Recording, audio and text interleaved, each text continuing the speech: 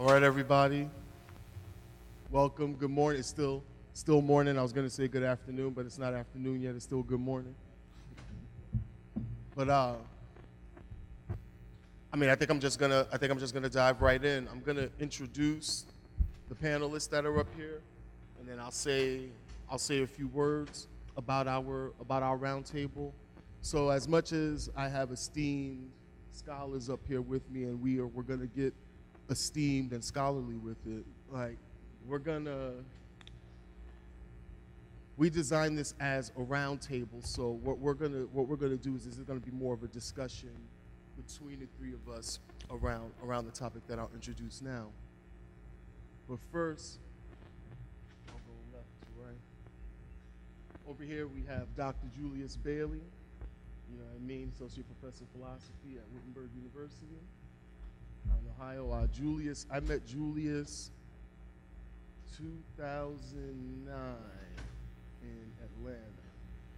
2009 in Atlanta for an NCBS conference, a National Council of Black Studies conference, where you did a piece on Jay-Z and Dostoevsky. Yeah. So I met Julius that year. We had some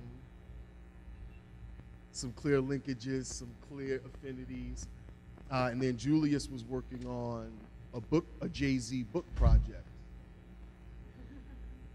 Right? Essays on hip hop's philosopher king, like, you know what I mean? Like, I would say I didn't like that title. You know what I mean? But it's the discourse in that book. What Julius does with bringing Jay-Z to the level of where there are serious academics who are hip hop heads and hip hop scholars who are interpreting and discussing hip hop in these ways. When Julius asked me to be a part of that project, just coming off of, and we met each other in 2009, and it wasn't that big of a thing, you know what I mean? Like, it was just, but it was instant. So Julius and I have been a part of each other's lives, personally, professionally, academically, ever since, and I'm happy he's here to participate in this panel with me. To my right is Dr. Patricia Schroeder, who is full professor of English, and well, are you the chair of American? Yeah. Director of American Studies. Yeah. And Director of American Studies at Ursinus College, which is my alma mater that I went to for undergrad. So my senior year at Ursinus, I took a capstone symposium course called Blues and Literature that was being taught by Professor Schroeder. And that was my first foray into sort of the cultural analysis,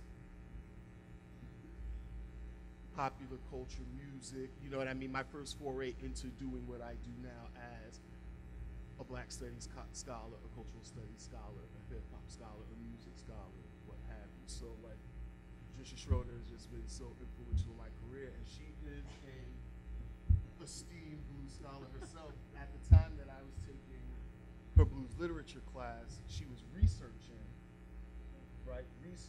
your Robert Johnson book that came out in 2004, right? So what I wanted to do, what the panel, I'm Gil Cook, I'm an assistant professor of English here at Dominican University. So my role was that I brought this round table together because the thing that we want to talk about is the thing that we've been talking about for 2 days now. But it's a conversation that we started to get into right now with Trisha a little bit, and it's a conversation that we definitely got into last night.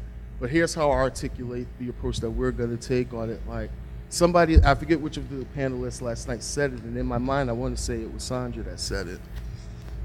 But she said blues is a culture.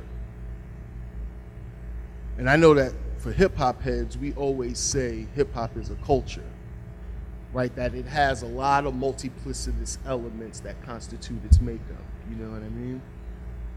And you have the commercial capitalist market aspects of it is something that you have to take into account of it. Sure, the musical technical performance notes, writing bars, putting together a hook. You know, there's the technical, formal aspect of the music as well. But then there is this thing that we call aesthetic, right? And when we talk about, what we're going to talk about on this panel today is the legacy and the connections that we see between blues and hip hop, because they are separate points on the same cultural continuum of aesthetic legacy, right? So the thing that we want to talk about that was coming up in Trisha's presentation today was this question of knowing where something comes from in order to really fully appreciate it. Like, you could play the notes. Anybody could play the notes. You know what I mean? Like, I say all the time, like, you know, I've studied Emmanuel Levinas, a Jewish scholar, right? You know, Emmanuel Levinas has this idea of, he has this concept of revelation. And he says in the Jewish tradition, revelation is a destructive process. It's a destruction and a rebuilding. Right, that's what revelation does. And I've always thought of linkages between that and what James Baldwin does with his religious imagery in the Black Christian tradition in his literature, right? So seeing the legacies where there might not always be, but when we're talking about the blues and hip hop, we're talking about something that blues coming out of the Black lived experiential circumstances that result from the execution of the African slave trade, and the mechanisms and the things that come out of people of African descent, because they were the slaves, response to that, and what are the manifestations of that. Blues is one such manifestation of that, but blues isn't just that. Like, when we talk about the death of the blues, I want to argue that the blues is alive because the legacy of what the blues is and the purpose that the blues was serving is alive in hip hop, and hip hop is serving that purpose. So blues culture, when we talk about blues as a culture, we talk about hip hop as a culture, cultures are fluid. Cultures grow, cultures evolve, cultures don't stagnate. So I think that I want to argue what this panel wants to talk about is how we see the blues legacy alive, and that aesthetic legacy, not just the formal, not just the notes. Anybody could play the notes. Not just, there's the formal aspect of it, and then there's the aesthetic cultural aspect of it. And that's what we're trying to negotiate. And you can see that aesthetic legacy between hip hop and the blues. And so the culture is not dead, blues isn't dead, blues lives in hip hop, if you ask me. Because what the blues is the same thing that jazz is the same thing that gospel is the same thing that Negro spirituals are. Like, that's all the same cultural legacy. That culture is fluid, it evolves, it grows, it expands, and it accommodates. It grows. It's not a set monolithic thing. It grows with us. So I take offense to this idea that the blues is dead. Don't tell me the blues is dead.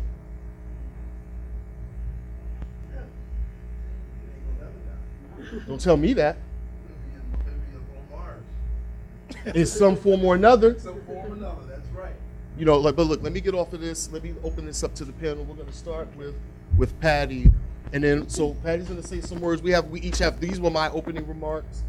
Patty's gonna give some opening remarks. Julius is gonna give some opening remarks. And then we're gonna just build on each other's remarks, build on the things that have been getting said the past couple of days. And then we'll leave time for us to open up and have conversation at the end with all of y'all to ask questions. Okay, thank you. Thank you for being here and inviting me. Thank you to Janice and Gil particularly for inviting me to come to this. I'm thrilled to be here. When Gil first asked me to be on this panel, I said, Gil, I know nothing about hip hop. I know some things about the blues, but I don't know anything. You know, I've heard student presentations, I've heard some NPR reports, that's it. And he said, that's okay, we'll be the hip hop scholars, you be the blues. And the more I looked into this, the more I realized I really do have some things I can contribute, I think. And what I want to do just briefly is set out conflicting definitions of the blues, some discussion of what the blues aesthetic is as I see it, and then connections to hip hop. I'm going to begin with an anecdote, because I was at a blues conference in Oxford, Mississippi. Some of you were probably there. Janice, I know you were, and I can't remember if it was 2005 or 2007, but there was a panel of elder statesmen of the blues, practicing 70-year-old blues artists. We had Willie King, Little Milton Campbell, and Bobby Rush. And this was an awesome panel. And the question they all were asked was, define the blues. So Willie King says, blues is protest music. Everybody knows that. It's about social protest. It's about inequality. It's about the conditions that African Americans lived in the early part of the century. All that stuff about my baby mistreated me, nah, that's the boss man. You just can't say that publicly, so you use my baby. It's code. It's all social protest music. Okay. Milton Campbell goes, oh, I think it's about romance. The blues is about making the ladies feel good, he says. And then Bobby Rush gets on and says, it's party music. What are you all talking about? Right? Now here we have three elder statesmen, blues giants, right? African American guys disagreeing about what the blues is. But what their remarks that do have some things in common if you dig a little deeper. Clearly they're all saying the blues came out of the African American experience in the early part of the 20th century. And if you've ever read historian Clyde Woods, he has this great formulation. He says, to be black in America means two things. It means to live under centuries of systemic oppression and to have produced a rich cultural response to it. And that's the two things they're talking about, the party music, the feeling good, and the response to oppression. Right? The party music is a response to oppression, too.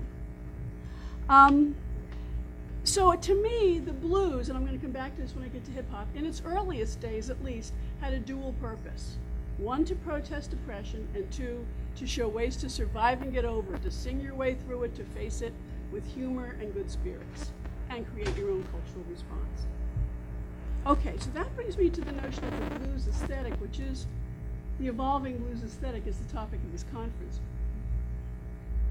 So my understanding of the blues aesthetic is something more like a worldview and a way of life that has a lot in common with the blues but transcends it.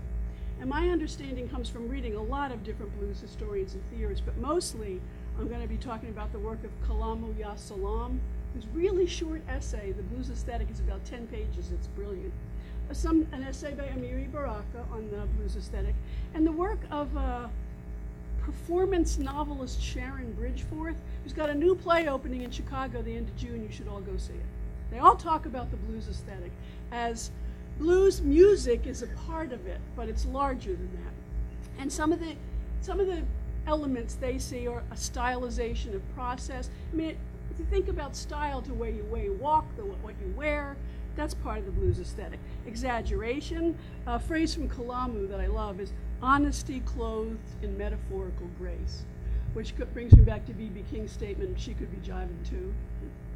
And this to me is the most important, an acceptance of the contradictory nature of life.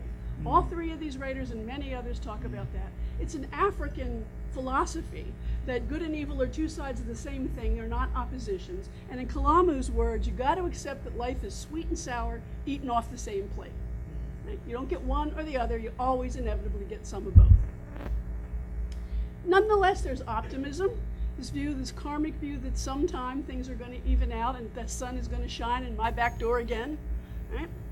And a celebration of the sensual, not in a way that objectifies others, but that sees the sensual as part of the spiritual in human nature.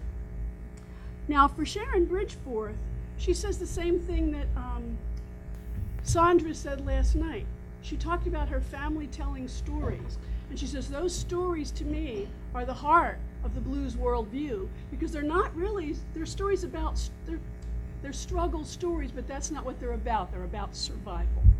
So the blues aesthetic is about surviving with style, good humor, good grace, accepting what is, accepting the duality of life. and that these survival stories are transmitted through extended families, which I think goes back to one of the things Tricia and others have been saying, is that has to be rooted in an African American cultural tradition and heritage. Okay, now, how does this relate to hip hop? Well, I think that if we see the blues aesthetic as evolving, the aesthetic to me survives, and the forms that express it change. The blues was one form, hip hop's another form, but it's expressing much of the same worldview and much of the same cultural heritage. Both the blues and hip hop, as I understand hip hop in the 80s and 90s, it had that same dual function. It was protest against unfair oppression, and it was party music. I don't know if it still has both of those functions. I don't know if the blues does either. It's something maybe we can talk about. And both blues and hip hop share a number of related controversies. One is the controversy between, is it authentic or is it commercial? Authentic evidently meaning just from the heart with no interest in promotion. Commercial just meaning just to make money for no other reason. Now, to me, that's a completely false dichotomy.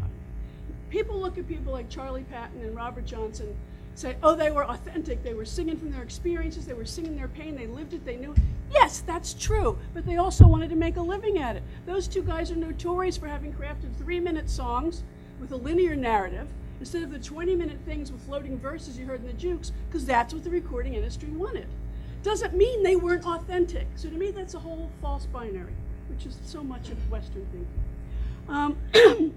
The other controversy, and hip-hop has that same controversy, authenticity versus commercial. He's sold out, is what you hear all the time. And the other controversy that I think they share is the one that Tricia talked about a lot today. Is this music a product of a specific historical culture? And I think the answer is undeniably yes to both of them. Or is it universal? Again, I think that's a false dichotomy. It certainly emerged from specific culture. The culture needs to be understood to understand the music and the aesthetic, but it's evolving into something more universal. That to me is part of evolution. To me, these kinds of controversies are overlooking the central premise of the blues aesthetic, that life is dual, that there's sweet and sour on the same plate, that you can be authentic and commercial at the same time. I don't think you can ever overlook the history of blues or hip hop as important to understanding it. But I also think that doesn't mean that other people can't understand it in different ways. And before I get in any more trouble, I'll stop there.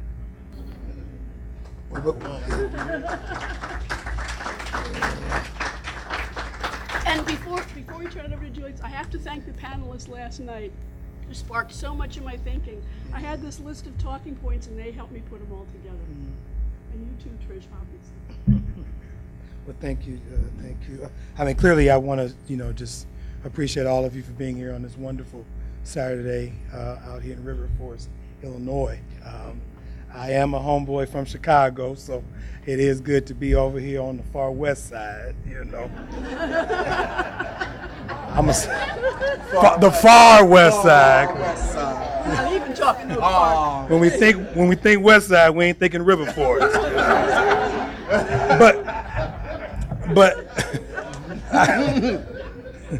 But let me just say, I want to thank all of you for being here. My mom is here, so I want to give love to my mama. And I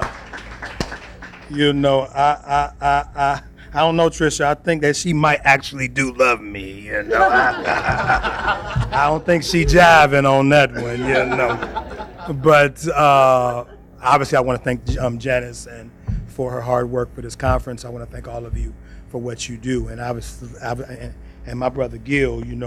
I sit here proud of this young man and what he has been doing here on this campus. I'm sure you've been blessed and sometimes agitated by this brother, but recognize that his agitation is all through love, and I think that's what we're here for. Contrary to popular belief, I am not a rapper. You may think I am, but I'm not. I'm a bit too fat to be a break dancer. I'm not creative enough to be a tagger. I have the ideas, but I don't have the artistic prowess. I'm not a DJ, although I've scratched up a few records in my life. I'm just a young man who appreciates both technique, both skill, as well as culture. And I think that's where I want to begin my little short minutes, because Patricia said she didn't want to get in trouble, but I think you're already in trouble, right? I know. Because I'm a philosopher, right? And certainly I want to give love to not only, to Tricia and Andre, because I told them this yesterday that, when I was a 22, 23-year-old graduate student, I was affected or led and mentored by those two folk. And so I really appreciate you, Tricia, for what you've done all these years, and obviously Andre for what you did for me as a graduate student at Harvard. And but I'm a philosopher, right? So hip hop is something I get into, right? I have 3 books out, plug, but I want to start with something that Tricia said. I'm also a teacher, right? I'm a teacher, so y'all put me in the wrong room.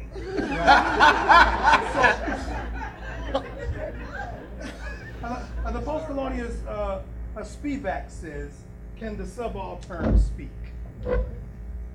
And so in logic, you have this thing real quickly called the square of opposition, right? Where you have the E, the A, the E, the I, the O propositions, right?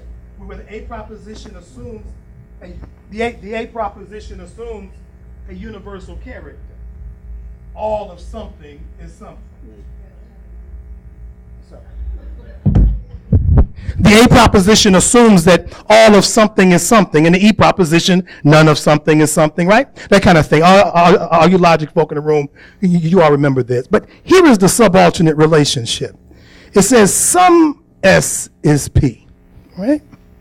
So the question that we ask is, what are the rules of inference? What can we draw between my knowing that the A proposition, as Tricia said earlier, the universal proposition, as opposed to the particular proposition? And oftentimes in this conversation of blues tradition, of culture, especially black culture in America, this universal proposition seems to be taken above the particular. And what we just talked about, and what everybody in the room know, especially artists, is that this is a particular position of privilege that oftentimes suppresses the identity of the subaltern, right? So when Spivak says, "Can the subaltern speak?"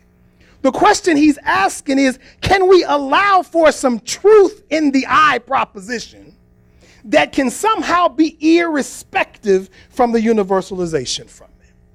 Can hip hop, right, in the Bronx, can we just talk about that for a second? Do we have to always broaden it out to a big tradition? Can we talk about the blues tradition in one context with a history of black folk and brown folk affected by the vicious legacy of white supremacy? Can we talk about that without having to universalize it as one of the brothers, and I love you if you're in the room, but one of the brothers said, look, we all have problems in the world. We all are blues people. I'm like, well, can a subaltern speak? Can we speak to a particular legacy of how the black body specifically responds to Western oppression?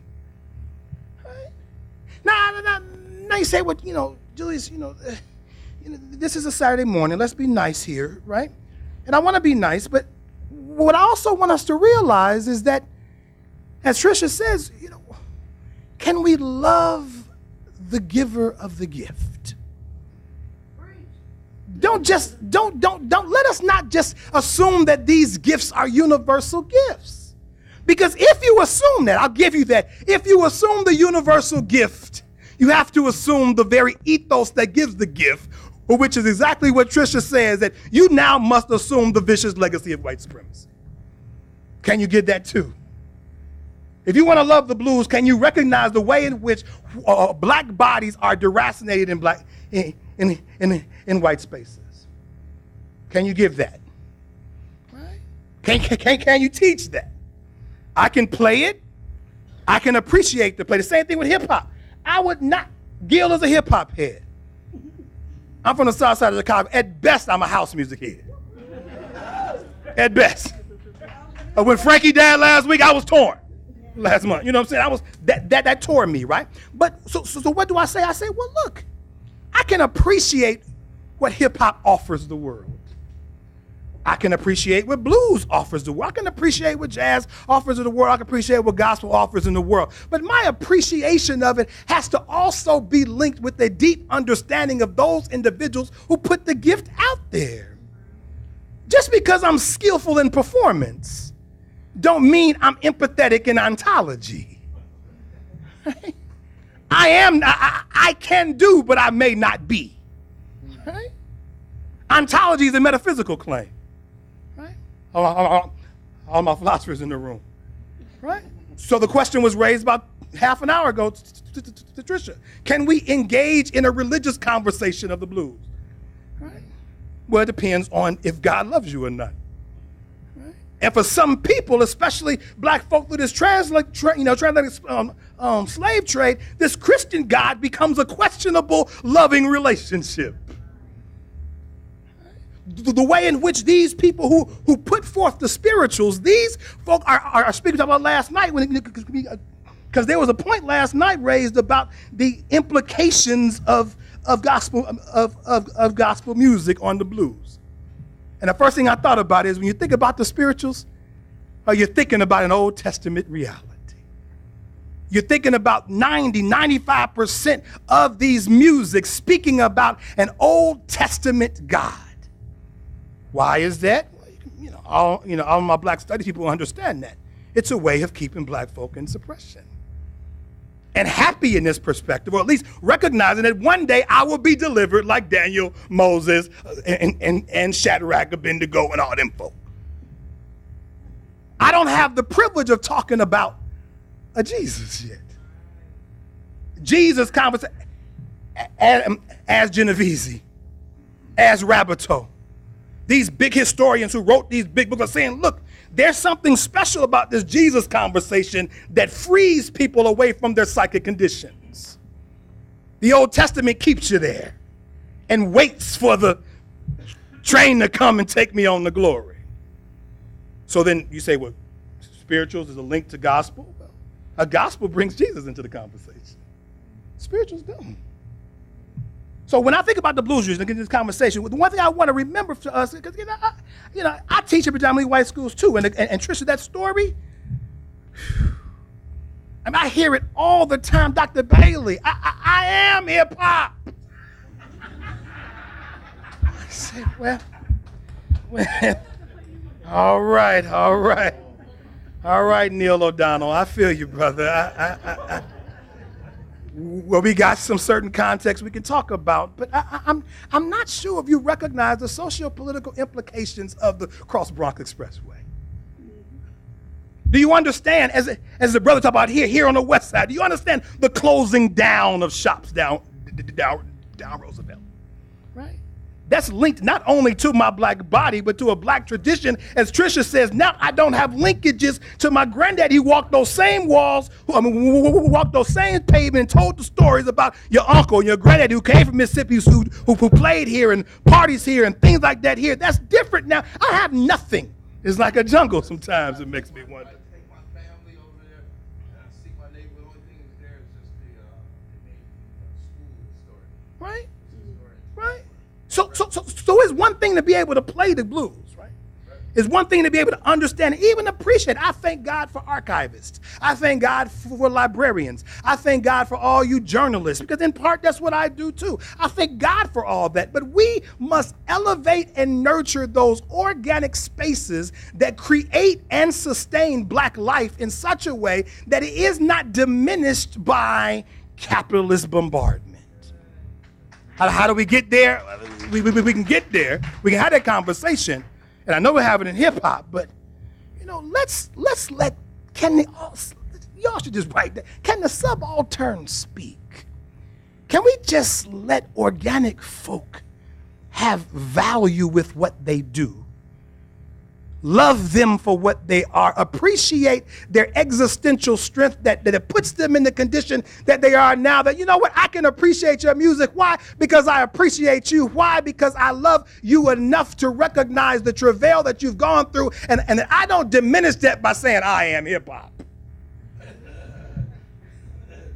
I am the blues. You may have problems. You, as the brother said last night, I think it was you.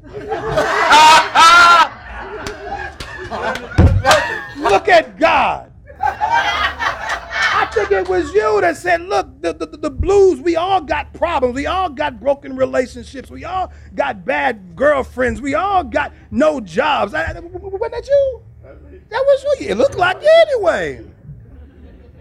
And I'll just say this, I mean, we can get into that conversation, but, you know, kindred experiences disconnected with non-kindred ontology does not make the same thing. I got a broken girlfriend, you got a broken boyfriend, but I come from a history of my girlfriend who hates herself because of her black skin. I come from a tradition whose black bodies have been bartered and sold historically throughout the years in part. And so now I have to navigate the way in which my art is also an extension of my body. And so now I need to sell it to gain confirmation. You don't need to do that. So you may sell your art. I may sell my art. But there's an ontological predisposition that predates or precedes the act. And so I'll just leave it there because I'm get this conversation I want to engage, but just let the subaltern speak. I mean, like,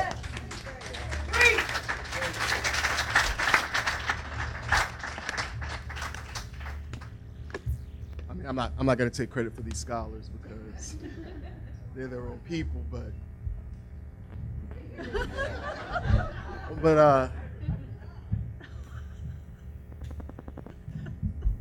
so one of the books that Julius has out is The Cultural Impact of Kanye West. And one of the people that has, that's what's up, hold that Jay-Z book up too. I'm in that one, I'm in the Jay-Z one. Gil's in that one, all right. But like one of my former students that's in the audience right now, Nick, has a chapter in that book. And he talks about Kanye West, he talks about neoliberalism, and he talks about black confidence. And black confidence is something that comes up in, I've been talking about black confidence forever in my classes, true indeed. And I live that too. But one of the things that Nick evokes in this chapter, one of the things that I've said in class a couple of times is just like, you know, the diaspora in general, but the United States in particular, right, like has a bloody history of how it deals and interacts with black confidence. That history is bloody, right?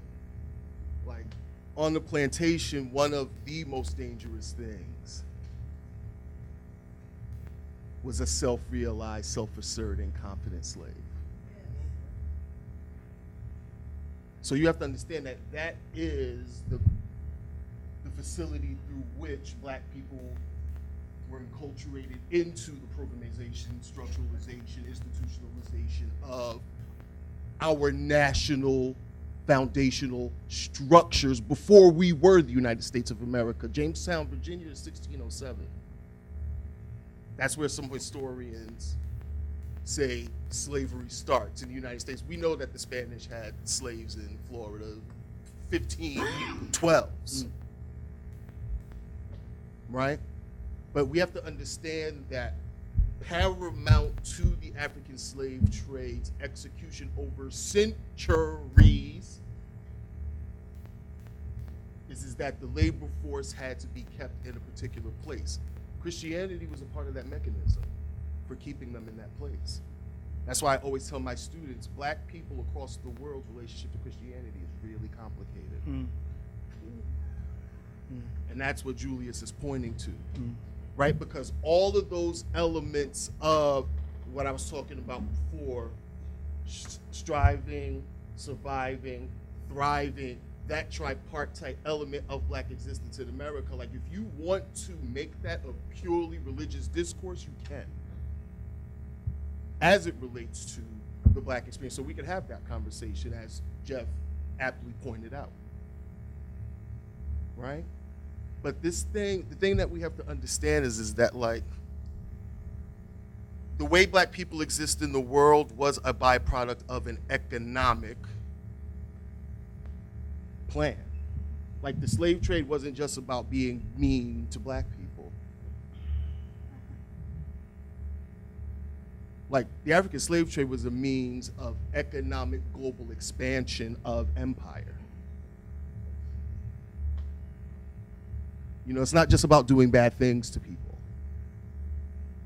Like, it was about money from giddy, right? So when we talk about these legacies of torture, sublimation, separating the families, castrating men, genitally mutilating women, raping men by white slave masters and their wives and mistresses, right? History of sodomy on plantations as a form of punishment, to denigrate, to keep you at bay. That's how America facilitated its relationship to blackness, black confidence, black self-assertion, black self-actualization, realization, determination. We have to talk about that when we're talking about what black people are doing with the blues, and then how the larger culture responds to what they're doing with the blues. Because Trisha said it today, like, what we see with the blues, like, is hip hop on its way? Did you watch the Grammys this past year with Macklemore? Winning all those Grammys, and Kendrick Lamar ain't getting no Grammys, and Macklemore right away sending out the text like, oh, you got robbed, like that guilt that he had over that. I forget the brother that wrote the piece in the New York Times that we were passing around. But he said, you know what? It's a good sign that Macklemore had that guilt. Because he didn't have to. He didn't have to. And people don't. Because this is mine as much as it's any, like, this is America, it's mine. All of this is mine. I have access to all of this. That's the position of privilege.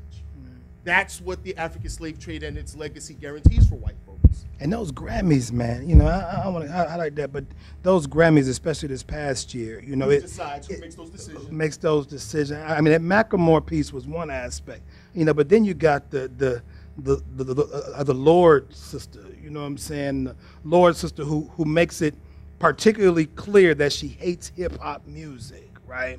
But yet she gets. And what it stands for. But yet what it stands for. But yet her song "Loyal" that everybody in the world is singing is a diss of hip hop and using hip hop artists as technology driven, you know, folk who are building the beats for her music. So she hates the very people that she uses to create the Grammy that she gets. All right, making all the money. Macklemore too. He's, you know, scolding the black community about its lack of a significant discourse on sexuality. It's just like, my man, like, I don't know what hip hop you listen to, but you obviously don't listen to the hip hop I listen to. Then you put Trick Daddy in the back of old girl of Katy Perry, right? I mean, that's on the Grammys. Y'all seen the Grammys, right? Juicy J. I'm sorry. Yeah. Juicy J. Well, you know, that's the Memphis boys. You know, you put him right. You put them. And I mean, that makes a fundamental claim, because now you have a Juicy J hit that Katy Perry is taking ownership of in front of, but Juicy in the back, right? And now you have the white face on it. Now, this is new, right? So I love the blues, and I think there's a sense to which I want to, you know, ask you. So when you have somebody, for instance, like, I don't know, you have somebody like a Robert Johnson, for instance, right?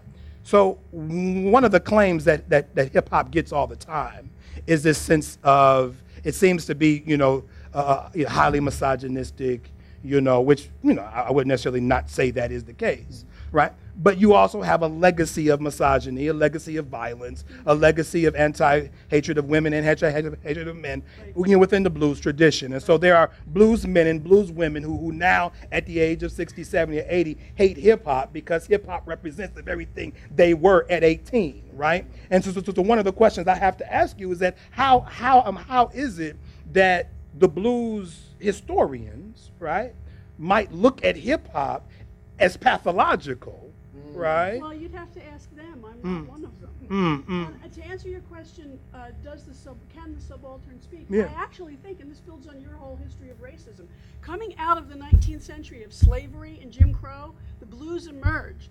And to me, one of the salient features there is 90% of those songs, or thereabout, are sung in the first person. I woke up this morning. I'm going to put on my traveling shoes. It's an assertion of self. It's not just a particularized self, but that's important too. It's an assertion of personhood in a culture that systematically denied that to black folk. So I think the question is very profound, because once you're subaltern, is anything you say not under the power block's domination? Right. But I think that first person I in the blues song is a good candidate. So I can't talk about the misogyny because I don't like it in either place, but I don't think that's all the blues or all of hip hop. No, it's definitely all the blues. And that power piece is also hip hop, that kind of thing, that issue of party also. I mean, it's all multifaceted in that sense, right?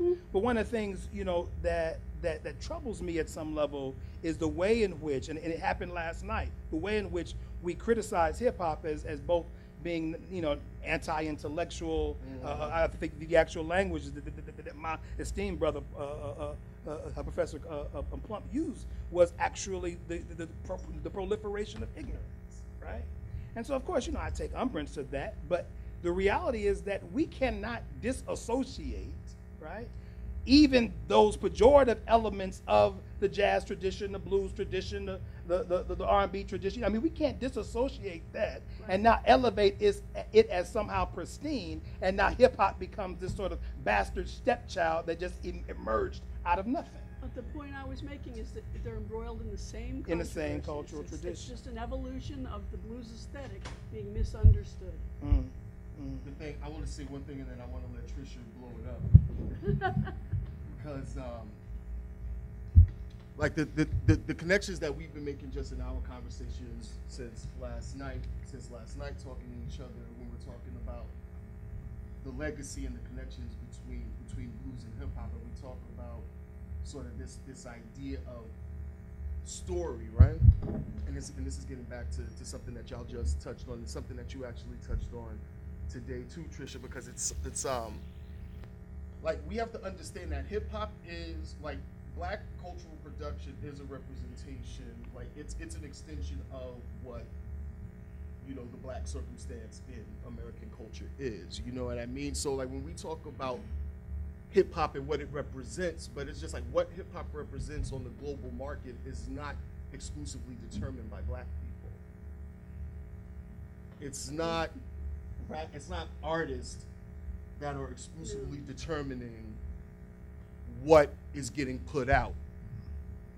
So what it represents, as opposed to, and at the same time, as what it is. And so right? what I was is saying earlier, okay. what I was saying earlier when I was introducing Trisha is this idea, like, I'm always talking about multiplicity. I'm always right. talking about connectivity. Always. I'm always talking about dissonance, difference, transversal politics. You know what I mean? I always say I can talk to anybody, like, from a janitor to a president. You know what I mean? Connectivity is multiplicities, and I think that that's a hood characteristic, and I think it's a black characteristic, right? Because I think, what choice do you have? Because the existence is such a multiple existence when I live it. But the thing that we always complain about in the hip hop community, and what I'm hearing us talk about in the blues community, is that deep multiplicity and diversity of what I experience when I experience black life in the urban American setting, the diversity, the richness of the different people that I meet, from shooters, drug dealers, gangsters, all the way up to people who become PhD holding tenure track professors at universities that give blues symposiums. Like, we all existed in that space together. Like, we were multiple. But Tricia, your point more so in your Lund Gill lecture about the proliferation and expansion of media, but concurrent to that is a shrinking and narrowing of what we get represented as Black urban cultural representation. Like, how do those two things exist in the same? How do we have more access to media, more access to more homes and places in the culture in the world, but we come up with more narrow understandings of particular groups of people, right? And that's a byproduct of the legacy, like the way that we interact with those Black creative products is a manifestation of that legacy of what I was talking about. Like, that's how we always dealt, like they were always property. Like, they were always property for the purposes of economic expansion of our imperialist design. Like, it always was. Who runs the record label? So when we talk about hip hop, and then some of the people on the panel last night were talking about what hip hop is not. You know what I'm saying? Like, that's why I'm getting upset with some of the things people are saying. Like, that's why people aren't recognizing the connection between blues and hip hop as a shared legacy. Like, nobody should be sitting in a blues conference talking about, you know, the blues is dead when we got hip hop. Nobody should be sitting here saying that. But why do we believe that? Because that's the training. Because that's the design. It was always about money. It was always about money. So the way that you interact and engage in that system has always had that element in it. So you can't act like that's not part of it, and we have to recognize it and be fighting it. And that's why, Tricia, the first conversation we ever had, and I'm gonna shut up and let you do your thing. The first conversation we ever had was just like, you know, like we had the generational, we talked about the generation, the hip hop scholar generational divide. And there's the blues scholar generational divide. You know what I mean? But you were saying like some people of our generation, like, we're just too celebratory of hip hop. Like, we don't ask enough of the hard questions about, sometimes to your satisfaction, about the problems with hip hop. You know what I'm saying? And what I say in the Jay-Z chapter that I wrote in the book, what I say is that, like, I know that the representations of hip hop that most people have are limited and are negative. But that's not my hip hop. That's not the only hip hop that's out there. So for me, when I engage in discussions of hip hop, when I engage in discussions of blues and how complicated this issue is for blues and hip hop, what I'm saying is that I recognize that market forces control the imaging of what we understand as Black culture, and it leads to, it's profitable for hip hop to represent what it represents on the mainstream market. Somebody's making money off of it. Somebody's making money off of hip hop being all about bitches, money, drugs, violence. Like, somebody's making money off of that. But I grew up in the hood. And it wasn't just that. It wasn't just that.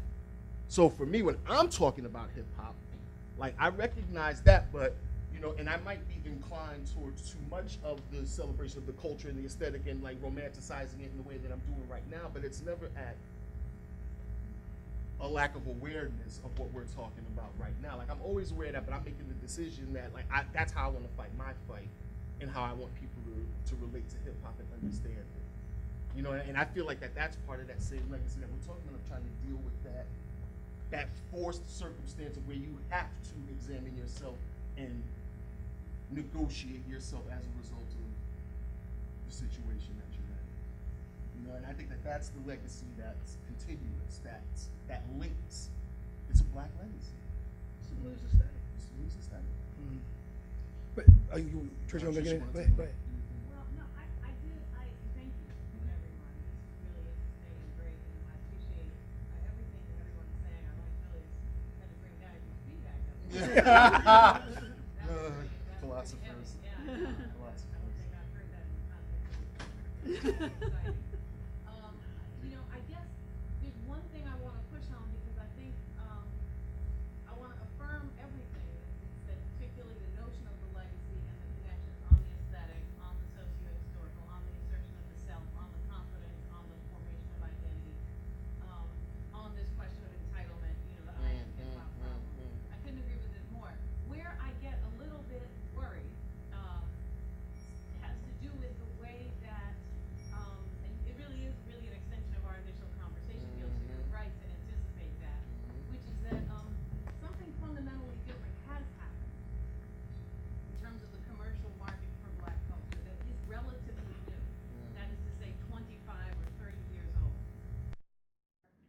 market is where black people get their own cultural expression.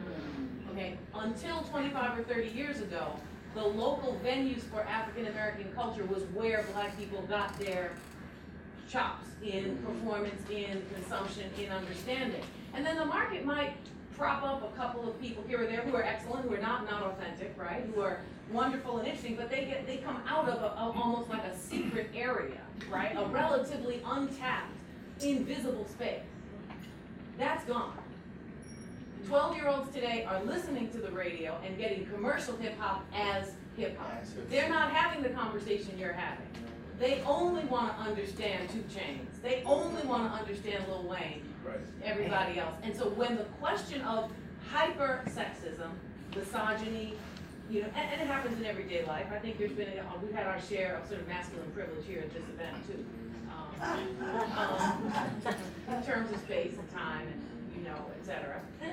But the misogyny, the narrative, not the existence of sexism or the existence of violence or the existence of a kind of self-hating narrative that legacies of racism produce, but the story that affirms that consciousness as the way to be black and male is what commercial hip hop is doing to the tradition. And I actually worry that we're so uncomfortable with the idea that black culture could be occupied by the consciousness of self-hatred. That maybe we're not paying enough attention to young people's plight right now in terms of what their self-conception would be. So it's not that I disagree, Julian, with the ideas of what all hip-hop can be. I mean, if I have to make that case, then I didn't, you know, I mean, I shouldn't have to make that case anymore for myself. But I think we're those of us who are grown, who have been blessed in the ways we've been blessed, have a responsibility to draw this critical distinction and not pretend that blues sexism is the same as today's commercial hip-hop sexism, because then we're not being honest. I think. Now, we could say we'd be idiotic to dismiss hip-hop because we don't understand it and we're not educated about it, and to be hostile to it. That's also wrong. But to collapse it, to say blues had some sexism and therefore what we see in commercial hip-hop is a parallel, I think is really a gross misunderstanding, and I think it's dangerous in a way that's different. So that's my big opening salvo. Sure. But I think, you're right on, and I think though that if there is a common element for me, I think it results back to what is my conception of the worth of my black body, right? So for me, I'm thinking this aesthetic that we're proffering, that we want to elevate, this art that we want to see and seek. If for whatever reason I've commodified, in a sense, I've commodified my body and my voice in a way that it gains, fake or real, it gains access to a material gains. I can equate the sublimation of true art with access. Look, I can sell out, right? I'll just put it this way, I'll figure it out. I can sell out and be proud of it if, in fact, I can claim ownership to my mode of production, right? So there's a sense to which there's an interesting Marxist twist here, is that if we give it to, if the blues people gave it to Alligator Records and Malaco, right? They give it to that. Hip hop gives it to Tommy Boy, they give it to Hit Factory, that kind of thing, right? So they say, well, this is our stuff, right? But our stuff now has to be commodified and then it has to be sold in order for our stuff to make money. Our stuff make money. It allows me to expand whoever I am and whoever my family is. I could sell myself out for that and still live with myself. And I think you're right, that's a problem. But it's not, that's not the part I'm Okay, problematizing. I didn't say anything about the commercial part being the problem. Because I can make the argument that Public Enemy was a commercial artist. Definitely. What I'm talking about is the reformation of what our black narrative is about because of the commercial. And so what happens is, in the present formation, it means that you sell yourself out in that your whole self-consciousness gives away the kind of empowered I that Patricia's talking about. Sure. Right? And basically it says, I am the embodiment of your worst fears, your stereotypes, your misunderstandings of me, and I'm going to do it in a brilliant rhyme with some funky beats so that the next generation sees itself valorized by that very self-destructive understanding. That's my worry about them. So it's not the money piece, although the money's always an It's issue. the value of the It's- music and the culture. It's you know, being raised, say, on Earth, Wind, and Fire as a narrative, or being raised on Lil Wayne as a narrative. Now, you know, genre's not the issue, it's the story. And I think we have to confront that. So I just, you know, I'm not saying we reject all hip-hop. In fact, it's an effort to preserve the value of hip-hop is what I'm actually saying there. But I think we're too easy because we're so busy defending. I wonder if we're really able to I'm really very challenge. defensive. I'm Yeah. very defensive of hip hop. All right, we're at 2 minutes to 12, and we're at the Yeah, session. sure. What's that? Yeah, you know what I mean. Like you know what I mean. But we're gonna open it up to folks because I know folks want to keep this going. But I'm very defensive. I mean, like we talked about that. I know. We talked about that the first day. Like I own that. You know what I mean? Like, and I own that. I'm super defensive with hip hop. But like, I like the point that you make about like blues misogyny is not hip hop misogyny, you know what I mean? And it's like, it's a point that we were making last night talking out front, you know what I mean? And it's a point that we made again later when we were talking. But it's this idea that like, you know, pre-colonial Africans, you know what I mean, had, you know, striving, thriving, and surviving. You know what I mean? But they didn't have the blues.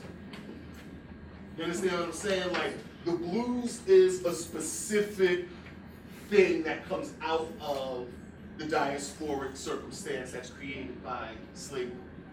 You know what I mean? Like, it has a context in which it arises. So, that's why you can't just throw the universal, we all suffer out there and think that that means we've all had the blues. It's just like, nah, that's not what that means. That's not what that means, right? So, blues misogyny, the way that blues is dealing with male black relationships between Megan Graves, I'm gonna call you out by name again, black women writers be talking all the time about black male-female relationships. And how the artists and the writers that we read in this class from all over the diaspora, one of the things that they're constantly grappling with is that legacy of how complicated that relationship is. Like, that complication of that relationship has some slave legacies to it as well. And I'm not saying that there weren't gender problems in pre-colonial Africa, there were. But that doesn't mean that the gender problems that existed in pre-colonial Africa are the same gender problems that existed post-slave trade. Those things took on a new character as a result of that. So hip-hop can't be just doing what the blues did, because hip-hop exists in a post-blues world. You understand what I'm saying? So like, my purpose up here isn't to do the whole blues equals hip-hop. My point is this, is like, don't tell me that the blues is dead, because it's not. You know what I'm saying? Like, it's not. Like, that lives in hip-hop, because that's black. You know what I'm saying? So like, we're in the different places, so like pre-colonial Africans had their things and they didn't have blues the same way we're talking about post-slavery blues, but it's still that same legacy, that same continuum, and that's the relationship. Like, hip-hop's misogyny. Like, you made a point, again, with your lecture, you talked about Lil Wayne, because we were talking about Lil Wayne for a little bit last night. But you were saying, like, Lil Wayne, I hate him, you know what I mean? Like, I don't want to like his music, but you know what, though? He's a really talented wordsmith.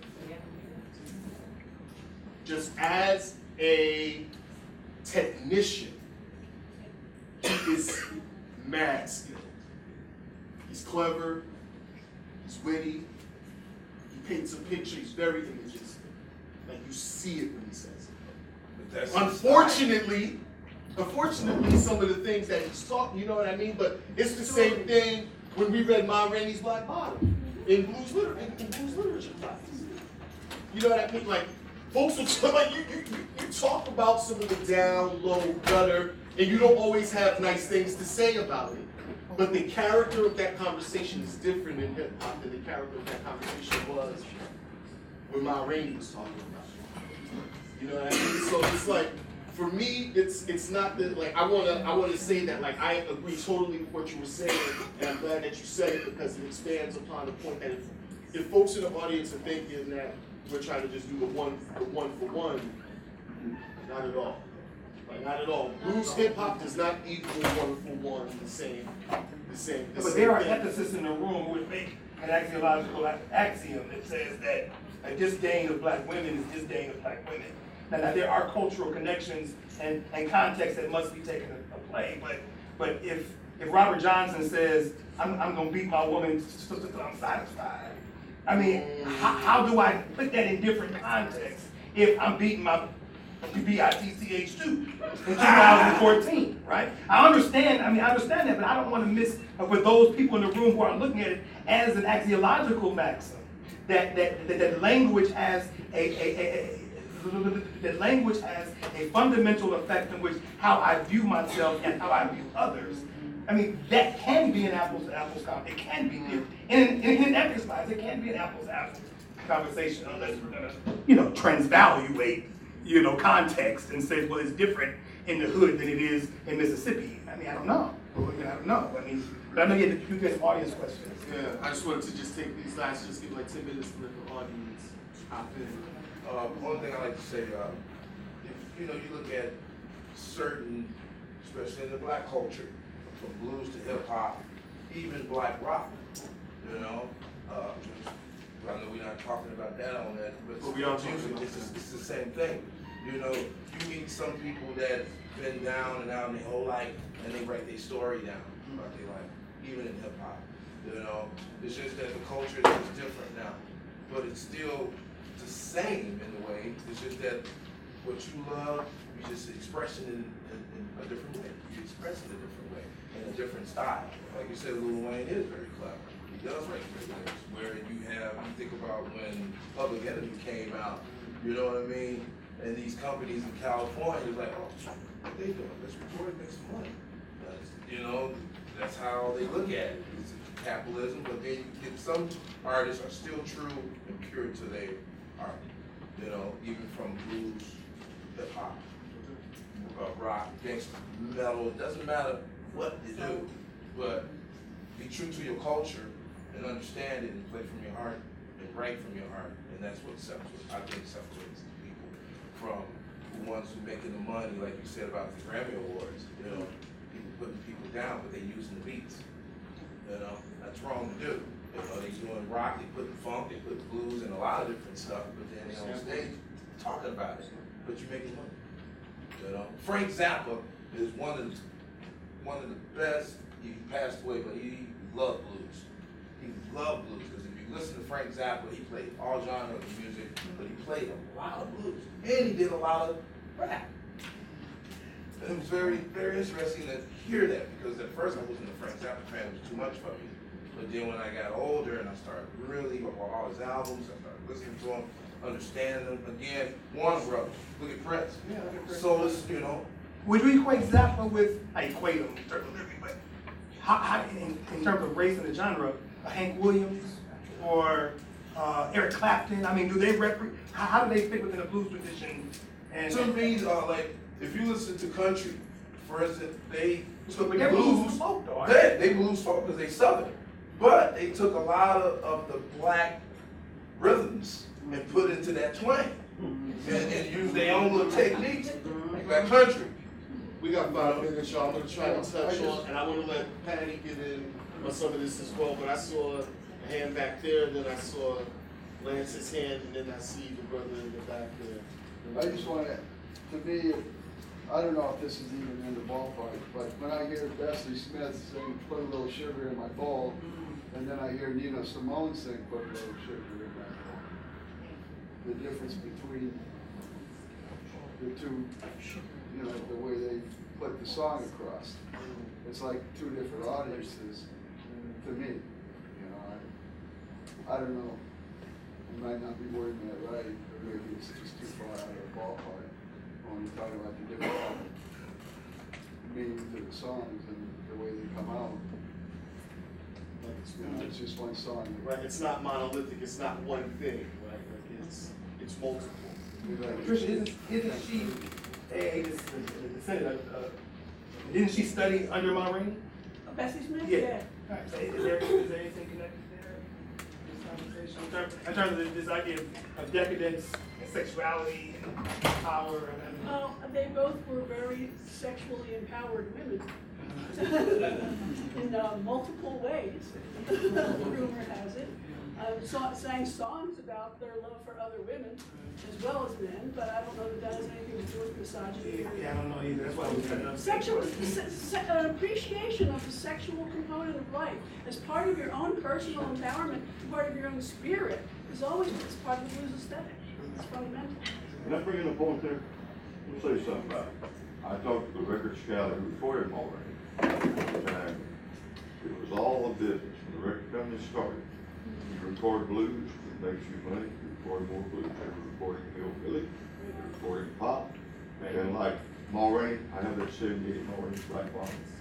But the record company, they didn't understand. I talked to white executives. A lot of times what slang words meant. Like, make her spread, let's spread her down. In other words, but the blacks that bought the records understood what it meant. But they bought the record because it was entertainment and something to listen to. And one of the old guys on the plantation, he told me, we didn't call it blues. He said, I'd go on Saturday night, play a ball. That was in other words where you dance. He said, I play and I keep time and I sing. People dance and people drink. They get moonshine, so the idea is it's a place to go where you can have fun on Saturday night. You can try to pick up a woman if you can. Might be a little this going on, that going on, but people came here because you had no television, you had no radio, you had live entertainment. And all Ma Rainey is, of course, is she comes out of more of a city type of blues. She has a jazz band. What she sings about, whether it be sexual or not sexual, they don't care as long as it sells records. Then you go to rockabilly, you go to rhythm and blues, you go to hip hop. The bottom line is, I put it out, it makes money, I put more records out. That's right. Can I make That's a it. point? I'd like to make a point here. Yeah, I am. No, So, I think that, is it okay? the last one needs to be the, I'm concerned about the social and corporate reinforcement of counterproductive behavior. And I think that's something I don't think gets enough attention because, and I'm also sensitive to some of the things that are referred to as culture. I think that's the difference between episodic behavior and culture. And I think that there's a tremendous reinforcement of counterproductive behavior. And I don't really deal with labels such as rap, hip hop. I deal with behavior.